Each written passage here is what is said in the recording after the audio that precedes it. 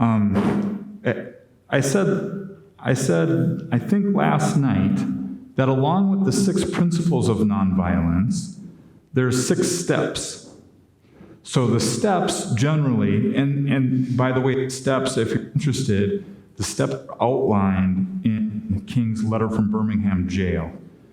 If you haven't read that, you should read it. It's the most concise articulation of strategic nonviolence, I think, that King had laid out.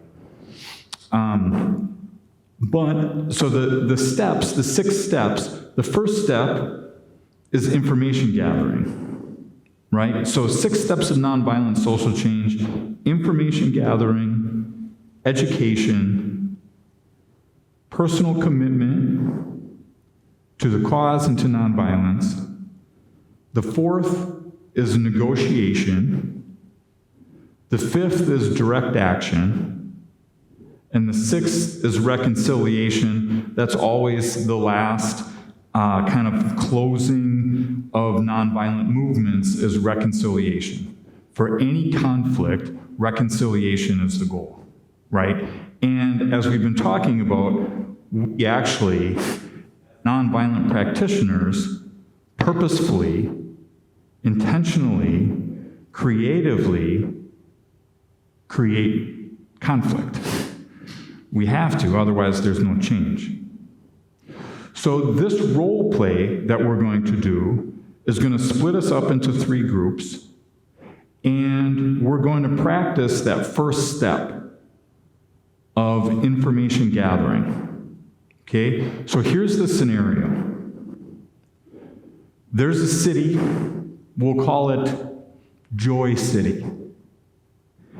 And there's a high school in Joy City that is overcrowded, that has a diverse population, that has rising levels of violence, that reflect rising levels of violence in the community. And recently, just outside of the high school, there was a confrontation, shooting was involved, and a young girl was killed by a stray bullet. You and each group are going to be basically a concerned citizens group, and you have the opportunity to meet with power holders, the superintendent of the school district, the mayor, and the chief of police. And your job right now is to gather information in order to take steps forward, mitigate the harm that's being done, and change the course of the high school and of the city. Now, when we're asking questions and we're gathering information, it's important to understand what kind of information is important, because we want to get at the root cause of the problem.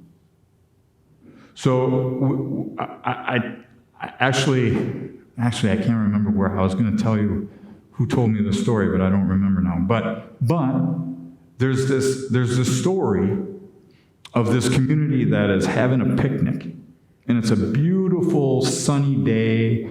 They're having a picnic, and they're in a field. They're eating really good picnic food, playing games. There's a beautiful river running next to it, and they see a baby floating down the river, struggling. And so somebody in the community jumps in, dives in, saves the baby, brings the baby back to shore. The baby survives.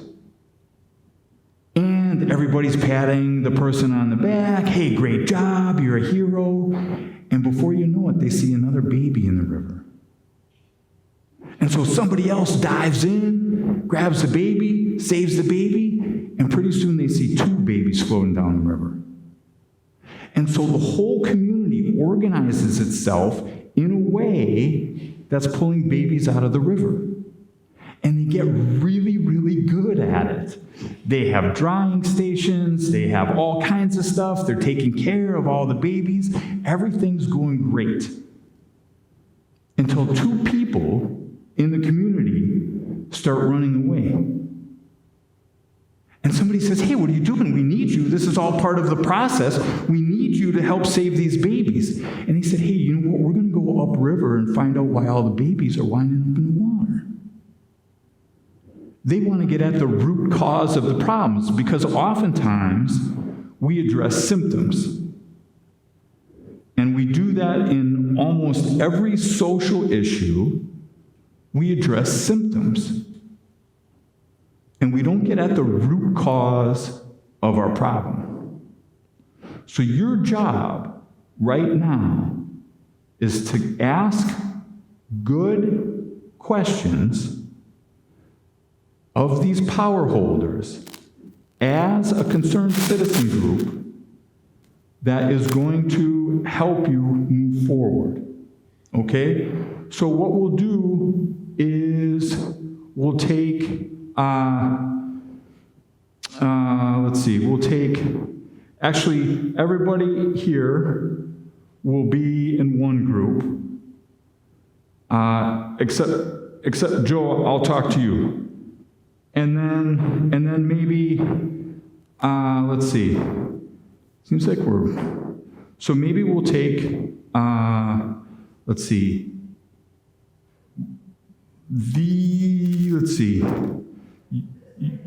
so you four will be in a group. Kate, I'll talk to you. And then we'll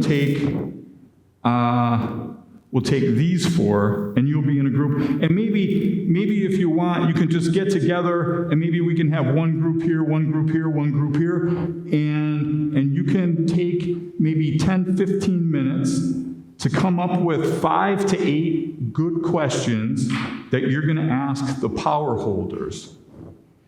So here it is. We have Mayor Joe. Mayor Kate, Police Chief Joe, and School Superintendent Rod. So your group can meet with the superintendent to start out with. Your group might as well meet with the police chief, and your group can meet with the mayor and address the questions. This group can visit with the mayor. You can go visit with the superintendent, and you guys can come down and meet with the police chief and kind of debrief as a big group. Did you get your answers? Did you think you would? So look, I saw how hard you were working on your questions. I saw the thought you were putting in to your questions. They were good questions. And then what happened? Nothing. So as you look through these, by the way, were you prepared for this? Do you think that when you go into a power holder's office to gather information, they're going to give you everything that you want right off the top? Do you think that's how it works? Yeah, something. Give me, just throw some crumbs down by me. Look, how about this? Did any group strategize about going in? Did anybody have a spokesperson? Did anybody have any strategies about, okay, so what happens if we're getting stonewalled? Did anybody have any, so there was no consideration for the scenario that unfolded. Look, the superintendent, by the way, So as I wandered around and I saw the frustration level rising in the groups, that meant that Rod, Joe, and Kate were all doing exactly what they were supposed to be doing, right? Can I add? Yeah. The second group that I had, the more that you all became incensed with the deflection and or clear obfuscation, I was deliberately introducing information to disrupt your orientation. Deliberately. As any good superintendent would do. Deliberately. And I noticed as soon as I did that, you all were like, that's new information, right? We haven't heard that before, and then I knew I had you.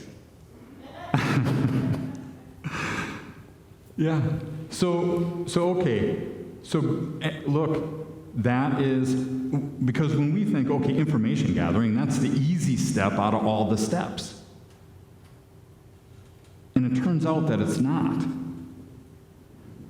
Because understand that the mayor, the police chief, and the superintendent are power holders. And when we say power holders, they're holders of the status quo. And they don't want change. Their status, their power resides in keeping the way things are right now. And so we have to transcend that somehow. So now, reflecting on your experience, what are some of the strategies that you would employ? Look, by the way, before we do that, what social control mechanisms did you identify that they used? Passing the buck is the easiest one to do. You got to go talk to the other guy. There were a couple times when I mentioned the police chief or mayor, I think, right? And that was a way for me to kind of like dislodge your thinking and to make you think perhaps either they miscommunicated something or I'm miscommunicating something, but it was deliberately meant to disrupt you, right? And so I love this activity, by the way. I love it. And clearly, it was a way, it was a learning process for me too, because really, and I hate to say this in church, but really, all I had to do was just kind of lie. Really, lie. Yeah, is that one of the techniques? Yeah. Yeah, just kind of make it up as you go. Of course, this was role-playing, right? But think about it. In those real-life situations, that if they don't know the answer, they don't want to come across as not knowing the answer to you, right? Or to us. Let's make it up. Or call it fake news. All right? And I'm not trying to make a political statement here, right? But the design and the intent is to cause confusion, create chaos. Right? Make you disbelieve what you think to be true. Right? Yeah. And by the way, you can identify, these are the shell game, the idea of kind of the dual fallacy. The idea, well, you know what? If we take resources away from the police and put them to social worker, there'll be anarchy. Do you want a strong militarized police force or do you want anarchy? That's what we're getting. Discredit leadership happens all the time. Discredit leadership of movements, right? So, and on. That's in part what makes social movements a little fragile. Gobbledygook. I don't know if anybody used gobbledygook. Yeah. Joe did. So, how about this? And just as a common form that we have culturally grown used to as far as gobbledygook, have you ever tried to read your health insurance policy? You don't think they could write it in a way where you would understand it? Of course they could. They intentionally don't. Because that leaves you with less power and them with more power. So they explain it to you in a way that nobody understands. You call your claims adjuster and they might not understand it. Pass the buck. That's the easiest one. Hey, as a parent, I don't know, go talk to mom. Passing the buck. Isolated occurrence. Lie like crazy. Have you ever known a politician that lies like crazy? You think this is bad. That's always, look, you should be grateful there was just one girl shot. You should see what's happening in the community next door. And then talk it to death. Politicians, I'll tell you, you can't get a word in edgewise. Right? So now reflecting on this activity, and by the way, normally we go to the third one, but normally by the third person, people are kind of defeated and maybe even a little frustrated, and they're starting to get sick of this activity, and they're starting to get their frustration level is rising from not having any of their questions answered. I feel like we were starting to get a bit hostile. Man, the temperature was rising. I can tell you, I could see it in their eyes, man. They were going for blood. I was like, whoa, man, they get a little bit serious here. Yeah. Could you speak a little bit more about that, though? At one point, I just looked around and we were like all the same. We were all demanding. We were all saying things in the same tone, and we weren't getting anywhere. And then I looked at him and I said, this man is a superintendent and he has a job, and I really felt empathetic with him for just a minute. And I said, I'm sure he didn't want to be in this position right now. And so I just asked, how can I help you?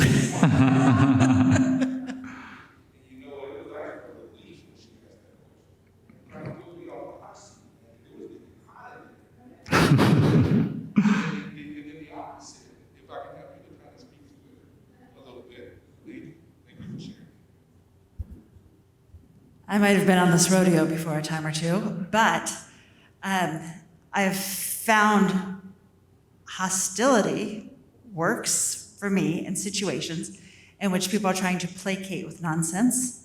If I tell them what I want them to do, how I want them to do it, and let them know I'm willing to help, but it's going to get done, and the mom look, that is usually more effective for me than being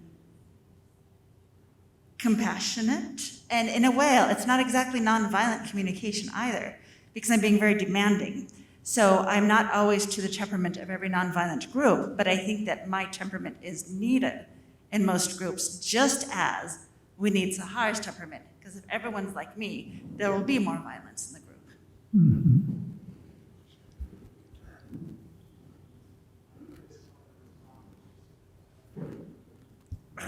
I wonder if what you're saying is that love can be fierce, too. I noticed, well, when we were with you, I kind of felt like, oh, this is great. Wow, you're answering these really well. I thought it was awesome. And then we got over here and I was like, hey, something's going on. But we, like some of the group members, I was like, wow, y'all getting upset, and it was an exercise. So it's interesting how we can actually get upset when we know it's fake and we know he isn't a police chief. But I was more interested in the Bible verse he wanted to quote and what the police force really needed. I mean, I'm obviously not good at this job, so y'all can have this fight. I'm going to do something else in the meantime, I think. And Joe and Kate, and I don't know if you all want to speak to, how you all felt in this situation, but I can tell you for me, so I talked a little bit about my response to the other group, but with this group, hey, they were kind of like laissez-faire, like they didn't really kind of try to pin me down, right? And so a lot of the questions that answers to the question I provided, was I wanted to come across as being sincerely informational, right? But I can tell you the tenor of the other group changed my orientation. It changed my orientation because it was almost like, okay, you guys gonna box me in, well, I'm gonna deflect. And with this group, it was kind of more like, I didn't feel the need to be as deflective, right? But yet I wasn't trying to provide answers that were overtly deflective. I was more passing the buck. But with the other group, I was trying to engage in other types of tactics, along with passing the buck. All right? Did you? I'm sorry?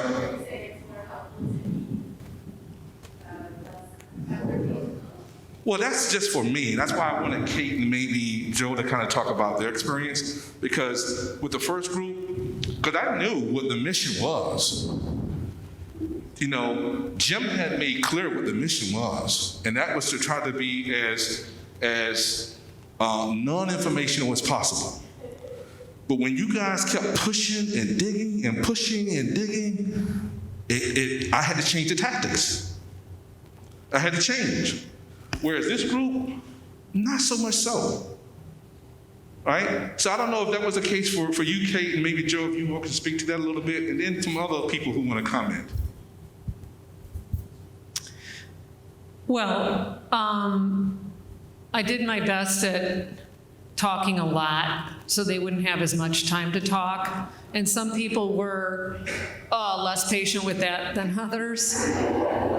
And I was trying to model myself after so many political interviews I've seen on the news where they're asked a question and they don't come anywhere close to answering it. They talk about something totally different.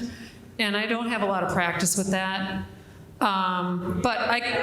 Okay, thank you. But I could see the frustration rising in everybody's eyes, and I just tried to stay calm and placating, and that's all I could do. And then I agree with Joe, if any other comments, I would like to hear.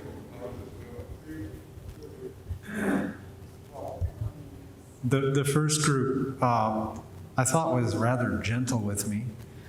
And then it ended, the first group was gentle, and then they ended though, and they said, "You're useless." So then in the next one came out, I was starting to get white knuckles a little bit, and honestly, I kind of empathize a little bit, like. These are real situations where, people in power do have to deal with really difficult situations that maybe had nothing to do with, their job description or they didn't think so. So I'm just having some empathy, like, man, I really don't know. I'm really outclassed here. So. Absolutely.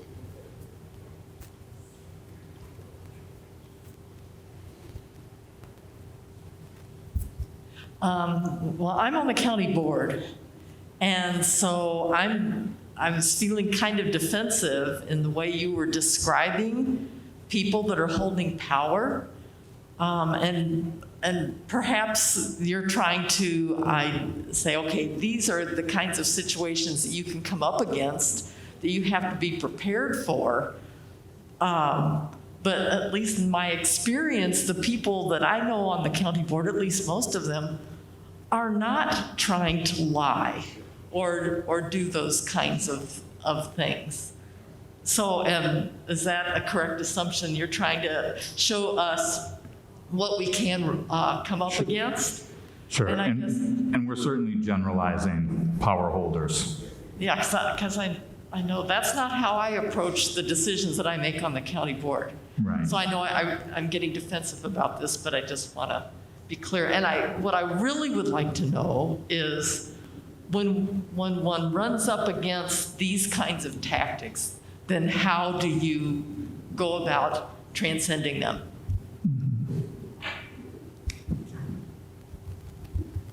I just have a quick question for Martha. The place where these tactics, the simulation you were doing comes up, is when you've got a group that's completely oppositional to you, where your interests are antithetical to one another. Have you had to confront a group of people who were like that, and how did you deal with it as the person on the county board when they're trying to pin you down in some way? Well, I'm on the Board of Health, and with the county board, county mandates for masking, yes, I have run into people that are in direct opposition.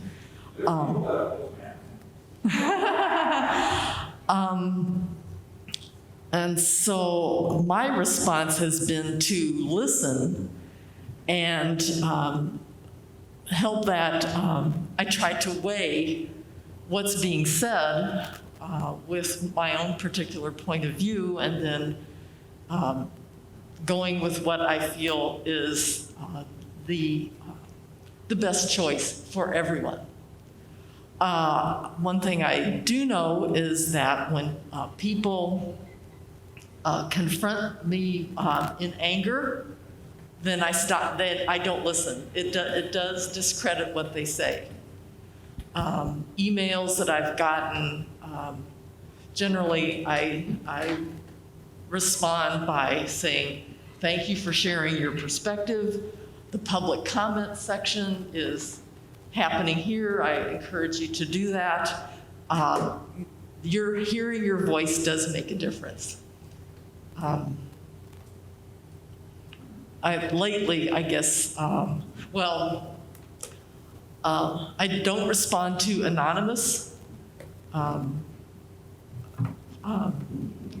Correspondence. anonymous emails or that kind of a thing.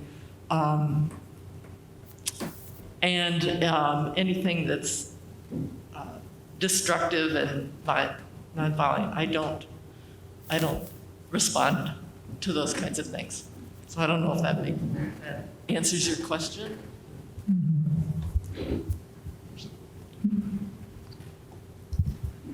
One thing I noticed is I was amazed at how angry I got in this fictional situation.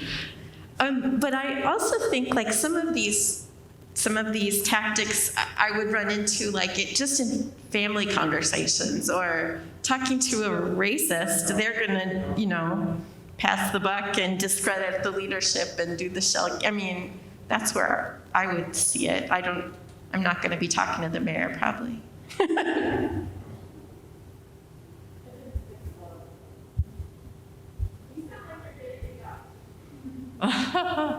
Well, I did receive a phone call about the masking thing, and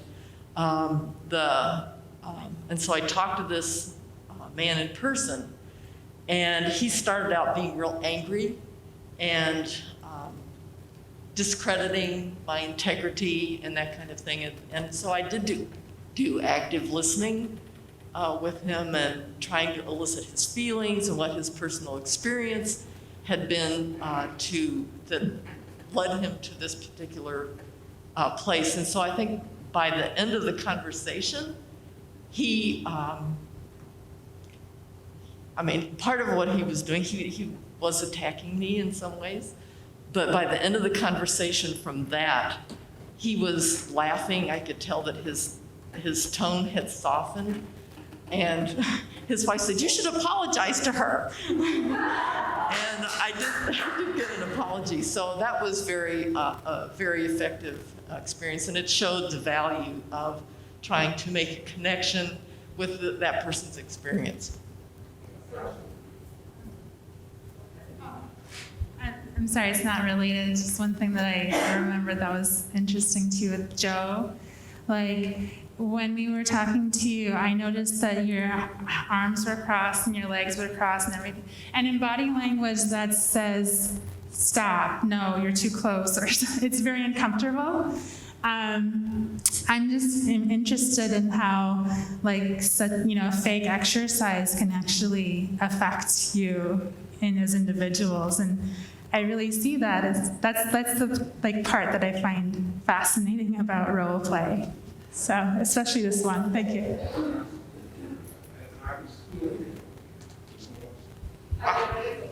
I can tell you guys that my orientation was different with the second group.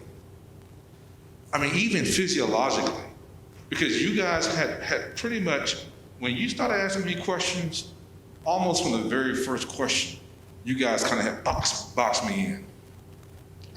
And I knew that this was going to be a different type of conversation from my first group.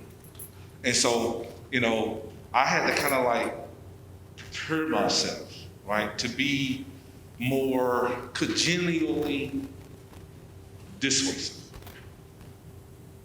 right? Not to let you guys know that deep down, like, man, they got me boxed in. I'm feeling a bit, intimidated here, right? But yet, I knew that I had to be tactfully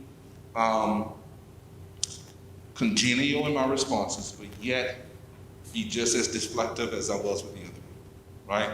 But I was more determined to be that way with the second. And it was amazing how almost instantaneous that reaction was. I don't know if that was for you, Kate, or for you, Joe, but it was almost instantaneous. And you kind of suggested that, Joe, like, at the end of the first one, you said that they pretty much said, well, that was useless. And I can only imagine that prepared you orientationally differently for the second group. I can only imagine that it did. And so could you kind of like maybe speak to that a little bit? Because if someone had said to me at the end of the first group, well, that was pretty useless, I can tell you psychologically that going into the second group, I would have been totally different. By the way, that's why we didn't do the third group. I'm glad we didn't do the third one. Could you repeat the question you were asking? When you heard the person say, well, that was pretty useless, you're useless, right? So what did that do for you as you got ready to prepare for the second group?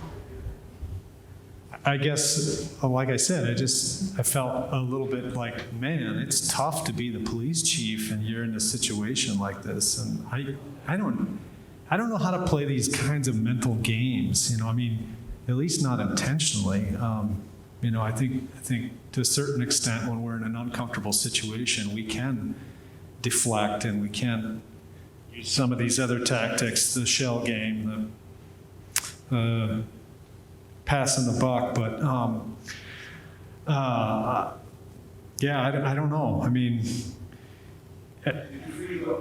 Did I freeze up? I felt a little bit, I felt a little bit like I'll just go to gobbledygook because that's my comfort zone. So. Awesome. All right, well, any other comments? Okay.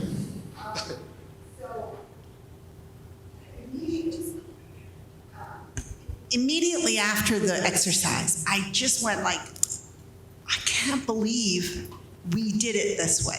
We didn't strategize. And we do that all day in our lives. We go about that, when I'm trying to talk to my kid, what am I saying, what time I'm going to ask them that question, how am I going to get them, and my kids are adult kids now, but still, you still have to do this. If I'm going into trying to get something from, somebody in an office, I'll say, well, if I come in very nicely, and sometimes we have different role plays. Like usually I say, well, you be nice and I'll be mean, and therefore he'll, finally do it for you. I just can't believe that all of us sitting together didn't think about a single one of those things. It just, what happened?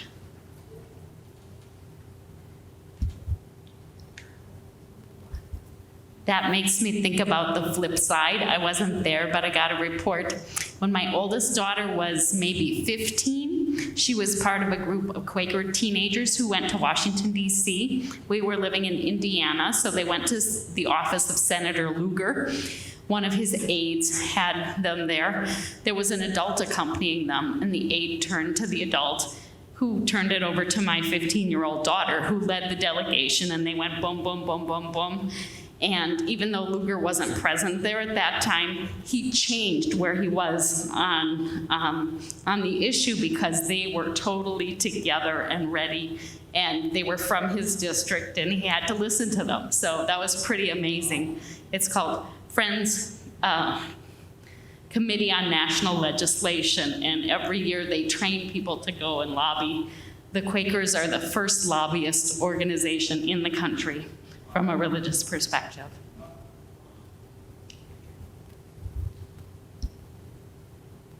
In my experience, when we've had cause with whatever group, whether it's Veterans for Peace or the Washington Peace and Justice Committee, when it's been an issue where we're going to go and talk to a governor or a mayor or a police superintendent, we did have more than a few minutes of strategizing, and we did have the advantage of knowing each other personally. So I think that while this was an amazing exercise, it's not indicative of what real life is like when you go into these situations, because you have a team that's formed and that's going in. So like we know the strengths. We know that I'm the hot-headed one. We know that somebody else is the numbers one. We know this one's the placating person. And as the need arises, we just give subtle acknowledgement. Okay, hothead, you go. All right, nice person, you go. And I think it is a different environment when it's a planned, organized event in which you have more than a few minutes of preparation, which is what most action involves. So Would you say, though, that for laypersons who may not have that type of knowledge base, right, that this type of activity kind of helps frame what they should do or consider?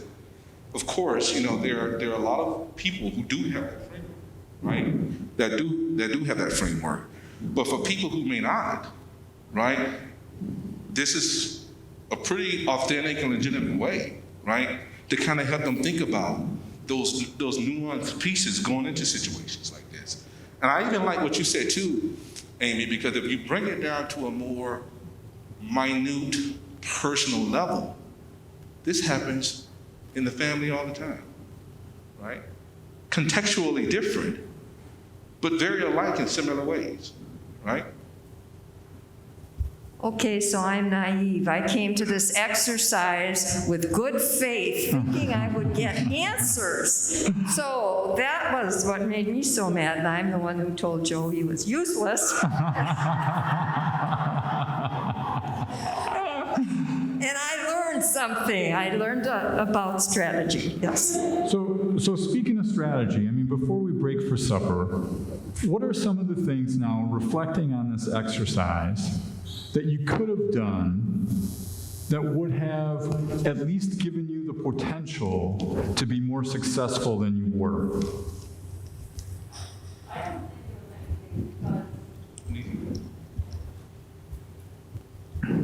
I don't necessarily see that there's anything, because they were told no matter what, you're going to do this. Because there was times with Joe where we said, you're going off topic, and we tried to redirect him, and he started reading from the Bible, and so there was times when we tried to do different things, even though we hadn't strategized. Marie said, I hear, okay, you need some funding, and police is there a way? There's different things we tried and stuff, but your bottom line was you were going to deflect us no matter what. So in this particular situation, sure, I don't think there was anything.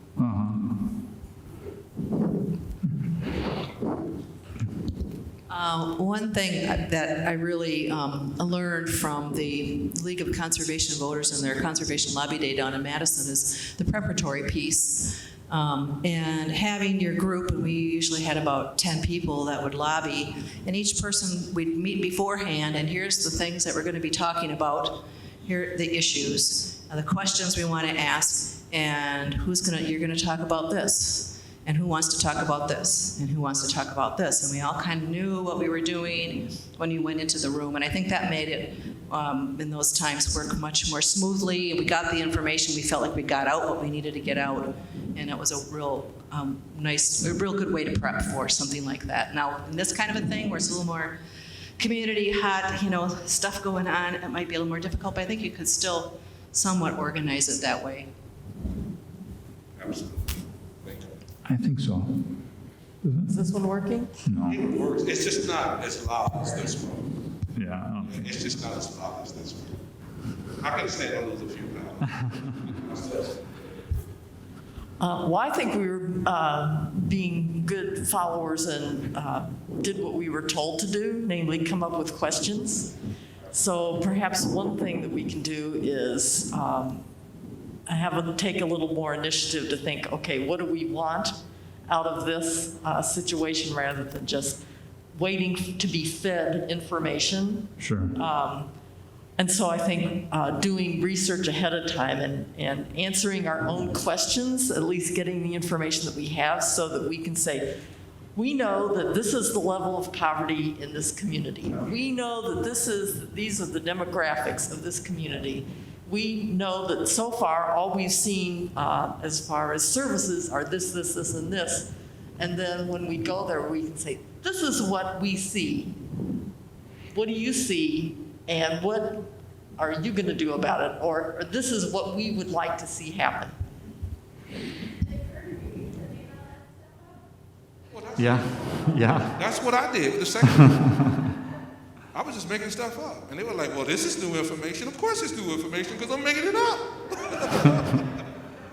So really, like, the takeaway here is information gathering isn't always automatic, in that we need to be prepared for roadblocks along the way, and that we need to be, as social change agents, we need to be more strategic than the people that are trying to keep things the way they are.